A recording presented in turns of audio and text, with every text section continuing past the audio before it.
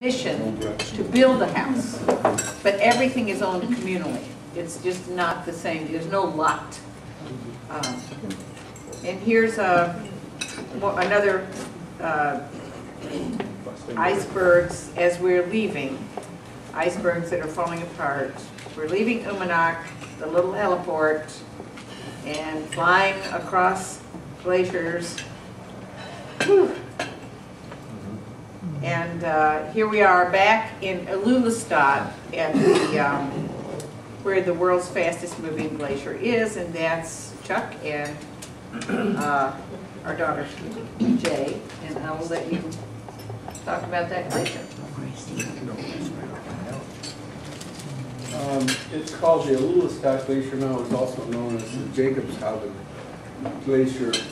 The glacier comes down off the ice cap. It's difficult to get a sense of scale, but it comes off the ice cap. The ice cap is 10,000 feet. It's 4 miles across. So it's just the glacier. The glacier is 4 miles across. And you're looking not at the calving face of the glacier here, but the edge where there's water running alongside it. So we took a helicopter tour up there. This is just an indication of how global warming is proceeding in Greenland, showing the red areas being areas of summer melt that have progressed since 1992 to 2002 to 2005. And of course, this year globally is the hottest January through July ever recorded, so I'm sure it's going to be in that. This is a picture. We took a helicopter tour. This is not our picture, and this is not our helicopter. There's a website called Extreme Ice Survey, and a man named James Ballard. And if you want to see some incredible pictures, what they've done is time-lapse photography of glaciers, this being one of the principal ones, showing how fast it moves. So it looks like a river coming down. And their cameras were actually on site. This is the, I just took a picture of a plaque in the airport, but this indicates the face of the glacier is here, and the little town of Ilulissat is down here. The ice fjord is 25 miles long. And it's packed solid with ice so that you could walk on most of it. This is a little side glacier where some of the ice slips off that way. Actually, the terrain looks like Minnesota probably looked 10,000 years ago as the glaciers were retreating. But this shows the retreat of the face of the glacier, and that it is accelerating. Because this is 1850, 1900, about 1950, and then from 1950 to 2000, and then this is just from 2000 to 2007, this much. So it's now moving twice as fast as it did 20 years ago. It moves at about 130 feet per day. This shows a cross-section of the fjord. There's a long tongue that comes down, and then the large pieces break off, and the bigger ones get stuck at the mouth, and so everything backs up behind it until there's a night of full moon and a high tide that coincide, and then a lot of them drift out to sea past Disco Island and out into the ocean. Local lore is that the Titanic glacier, the one that sunk the Titanic, originated here at Ilulissat. So this is the face of the glacier here. As I said, it's difficult to get a sense of perspective on it.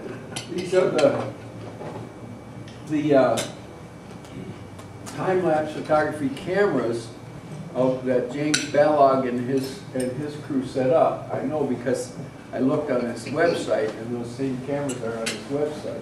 this is the calving face of the glacier here. It's not like you can see it calving into the sea, but it is actually cracking off and coming down to sea level. And there's our photographer taking a picture of their photography. I want to know if it showed up. You have to be lucky to be there. It only takes one shot an hour. So we had quite an incredible helicopter ride along the base of the glacier, and what did the helicopter pilot said? Well, we don't want to go up in the ice cap because we've only got one engine or something. There was metal filings in the yeah, right. in the oil. So, I mean, this is the glacier calving off. Those chunks are hundreds of feet high, so it's difficult to, as I said, it's difficult to get a perspective about it.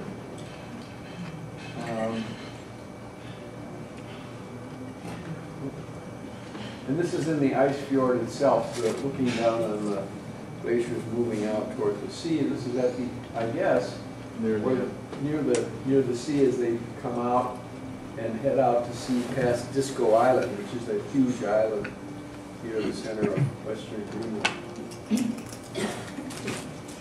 This just happened. You may have heard about it. The Petersburg, I think is the name of the glacier.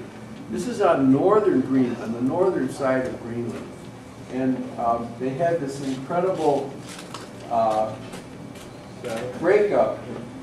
That's probably satellite photo. This incredible breakup of this ice shelf, which was the largest calving that they've known about. It's 100 square miles of ice and broke off all at once. And I just looked this up on the internet. Looking at the top of the picture is the end of the ice fjord where the icebergs are starting to head out to sea, and this is near Ilulissat.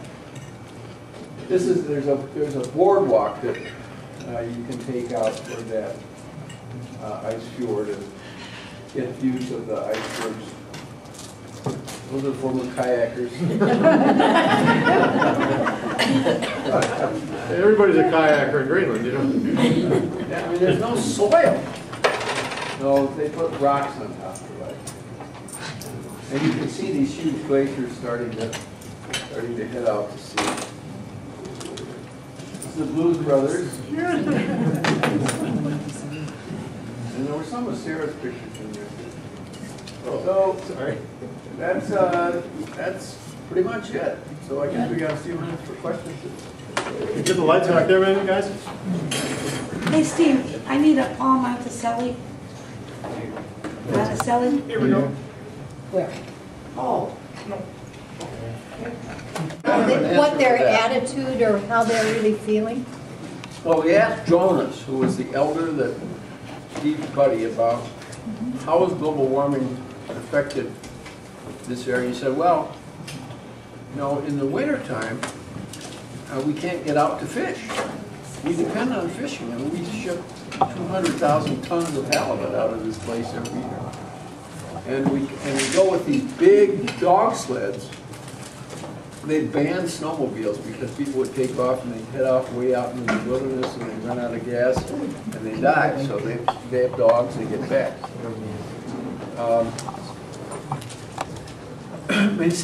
So that's a serious problem because if the ice isn't thick enough, we can't go out to fish. But he also said this, you know, the big peninsula, what's the name of it? Umanak Peninsula?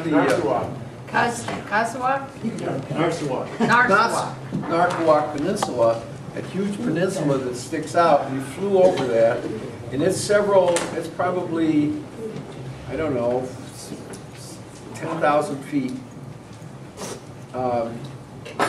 And it's south of Umanak. He said, we look in the wintertime, and for my whole life, the sun would first appear, the tip of the sun would first appear over the top of the peninsula on February 5th.